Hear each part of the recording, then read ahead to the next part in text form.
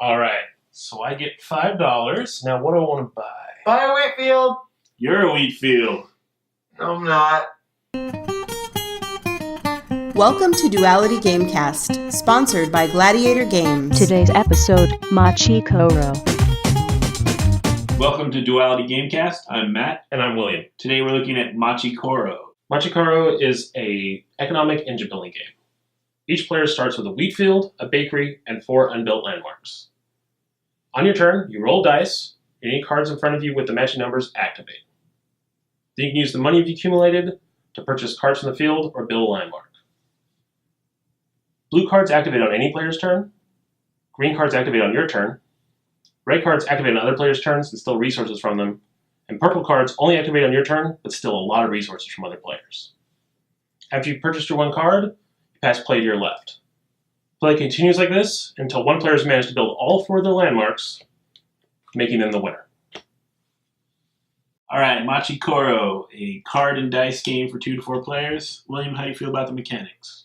Interesting. I haven't played a game like this before that has such a simple just roll. It kind of almost has like a Yahtzee kind of feel to it, except for you aren't trying to get straights and runs. It's just you're trying to get the best number spread.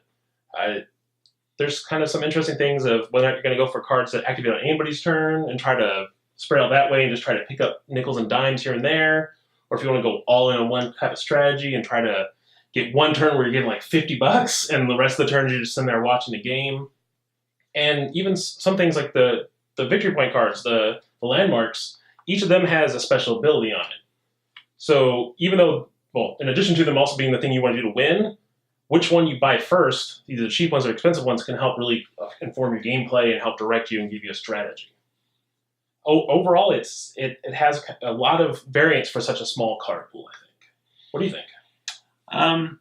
It's an interesting mix. It feels like a light game that wants to be a medium weight game. Mm-hmm.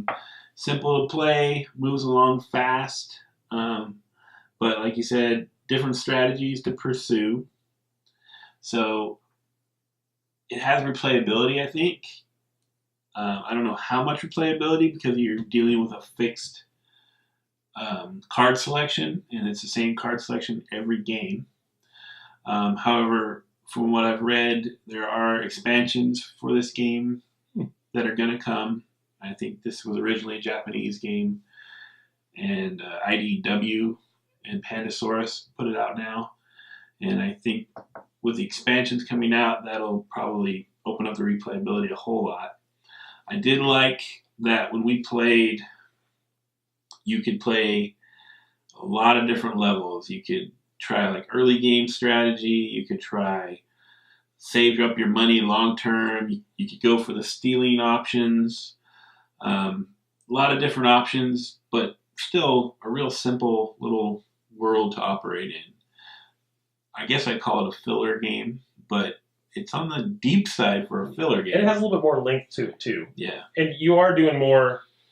One of the things I realized when playing is that you have to react more than I thought at first to other players. You go completely down one path and go with one strategy, like ranch into cheese factory, which if you played it, you know that's on paper it seems to me like that's a good one.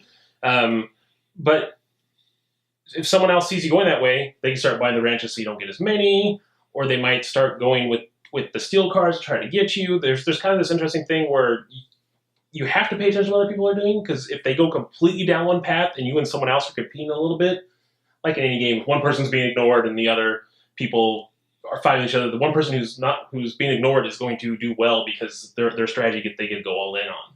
But the fact that there's those purple cards that let you mess up some other players, kind of let the person behind start taking a more angry, aggressive attack on the people who are maybe doing better. Because there's 3 different cards in it that all, if you roll 6, activate. And they all either take a lot of money from another player or let you trade cards. So you can try to mess up someone's strategy who's kind of ahead right there. And to me that was neat, but it means that it wasn't the game that I thought it was at first, which is I was thinking it was going to be a very much build an engine, don't look at anybody else type of a game. And there's actually a lot of paying attention to what other people have. Because when someone decides to go from, because normally you roll 1 dice, And one of the less expensive landmarks lets you roll 2 dice. You add them together. So you go from rolling 1 through 6 to a 2 through 12. And when you decide to do that, or if you decide to do that, has to do with your strategy, but also what other people are doing. If other people are all going with really low number cards, switching to the 2 dice strategy could give you an advantage, especially if a lot of the cards activate on other players' turns. You're no longer rolling those numbers, hopefully, that they can get. And so I see that as something that's kind of neat. There's an early game scene where people are going and trying to adapt. Yeah. Which sounds cool. There's basically 5 steel type cards in the game, and 4 of them operate on rolling 1 die. So there is that shifting gears. About a little more than half of the cards, I think, have a number that you can roll on 1 die. So, yeah, paying attention to when to shift gears from 1 die to 2 die, maybe even go back. I think the other thing is the number of players affects this game a lot, too. Yeah. Like the strategies that are valid and you can pursue in a 2-player game is actually quite a bit different than 4. Because the blue cards key off of what people roll on anyone's turn. But if it's just you face to face with one other player, how good a strategy is that? It's not very good. But you get in a 4-player game, you're probably collecting a lot of money.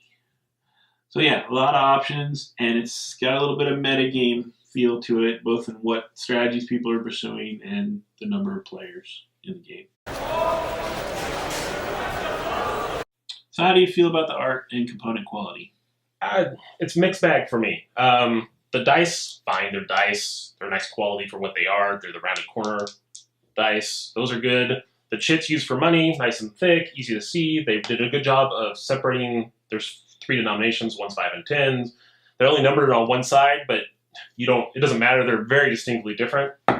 The art of each of the cards is distinct also, though I'd say that doesn't really come into play too much in the game. I'm not usually paying attention to the art as much as the number on them. So overall, that's good. However, though, the print quality, at least of this run, or this particular one that we have, was very poor. Some of the cards have actual dents in them. A lot of them look like they were laid on top of each other wet or something, and they stuck. So I mean, this is just from, it's not an overall, but at least from the run that we got, that's a little poor. But Matt, what did you think? We'll start with the art. It's unique art. I don't think I've seen art like this on another game that we've played. The only way I can really describe it is kind of children's storybook art. Maybe if you've seen the old cartoon Samurai Jack, it really kind of looks like that style. Didn't think about that, but yeah. Very unique style. Not as dark or crazy as Samurai Jack, obviously, but a similar vein. So I like the art quite a bit, partially just because it's so different than what I'm used to. Component quality, other than the print run error, was fine. If we hadn't had the cards with the issues with the finish, this gloss finish I think is pretty nice. This is sort of slightly smaller than Magic card size. I don't know what size that is, but it works for the game because you're not shuffling, so no problems there. Right, and the fact that cards are marked doesn't affect the game at all because, like you were saying, there's no shuffling, there's no hidden information. So even though some of the cards they can have a hole punched through them, it wouldn't change how well the game plays. It's just, oh, my card has a hole punched in it. That's not cool.